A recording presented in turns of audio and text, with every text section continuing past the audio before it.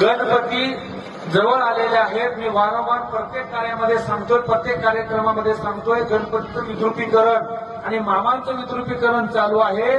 मामांना सोंड बसवली जाते आणि मामा गणपतीच्या रूपात बसवला जातो.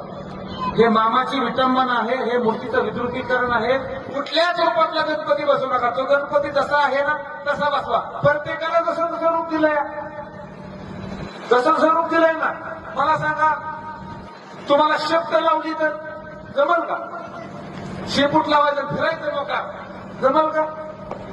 बाहेर फिरताना 4 वेळा आरशे बघून पावडर लावतो या, कडक कपडे घालतो या, स्वतःच इतकं आखीवर येऊ लागतं. मग माझ्या मामाची विटंबना का? हे फोटो दाखवतो बघा मी तुम्हाला. इतकं वाईट वाटतं बघताना की मामांच्या मूर्तीची काय विटंबना करून ठेवली आहे महाराज मंडळी.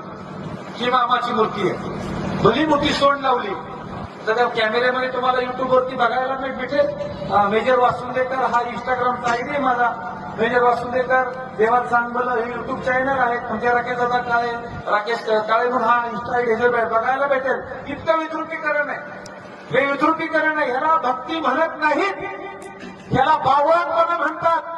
मामांच्या मूर्तीला सोंड लावून गणपतीसारखा करून बसवणं म्हणजे भक्ती नव्हे, ही बावळटपणा आहे. ही पापाचं धनी होणं आहे. पापाचं धनी होऊ नका. गणपती गणपती आहे, मामा मामा आहे, त्याला एक करू नका. आणि मामाच्या रूपातला गणपती बसवू नका. सगळं वेगवेगळं ठेवा. मामा बुडवण्याची, विसर्जन करण्याची